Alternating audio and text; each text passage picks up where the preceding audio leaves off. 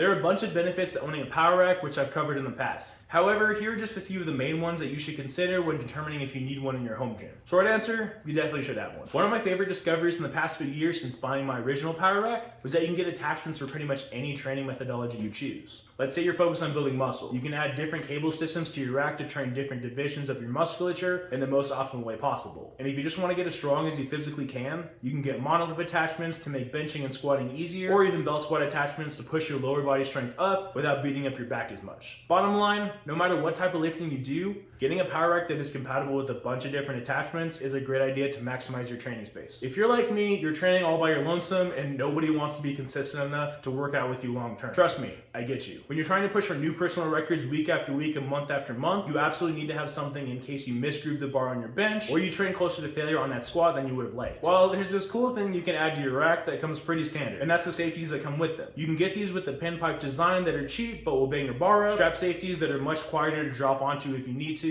and flip down safeties with heavy duty plastic that protects your bar. Rest assured, if you buy any of the racks I mentioned in my previous videos, you can train hard and not worry about injuring yourself as the safeties are there to bail you out. This is a big one because we all want to get bigger, stronger, and just better whatever training we're attempting to do. It's much easier to add weight to the bar on an overhead press when you can just unrack it, press it, and re-rack it, especially compared to the alternative, which is to clean the bar each set, get set up, waste energy, and then press from that position. Sure, if you don't have a rack, this is a perfectly acceptable solution that will eventually build you up bigger and stronger over the long haul. However, if you're trying to clean and press a bar overhead, drop the bar onto your back, get into position, and then squat the weight only to reverse the motion and bring the bar back to the ground, you're not going to get anywhere near your squat potential, trust me. That's why having a power rack is so important, as you can simply unrack the bar, do your set, and re-rack it. Simple, and most importantly, safe. Plus, since you have the safeties I mentioned in the last tip, you can train much harder and push yourself knowing that you're not going to get injured if you can't finish the rep. That peace of mind is going to allow you to push your strength and muscle mass to new heights. Building off of the previous points, having a power rack in your home gym provides you with a ton of different exercise variations. A properly set up power rack with nothing else added gives you this movement selection: bench press variations, overhead press variations, squat variations, and pull-up variations. This might not sound like a lot, but that's the basis of a fantastic strength training program. Plus, you technically don't need a power rack to do deadlift and row variations, which would round everything out. But now here's where adding attachments will give you even more usability than you could possibly imagine. Let's say you add iso lever arms. You can do a ton of different machine work such as rowing and pressing movements, leg presses, hack squats, belt squats, and more. It really is up to your imagination. Now, if you add dip bars and landmine attachments, you open a whole new world of movements that use your power rack as its base. You can include band pegs to make barbell movements more difficult, or you can do the opposite and make your pull-ups and dips easier until you can do them without assistance. And finally, this is probably the most important addition. If you add cable systems to your rack, it literally opens up hundreds of different exercises for you to do. Things such as pull downs, rows, curls, extensions and push downs, rear delt and trap movements, leg extensions and curls, pressing and flies,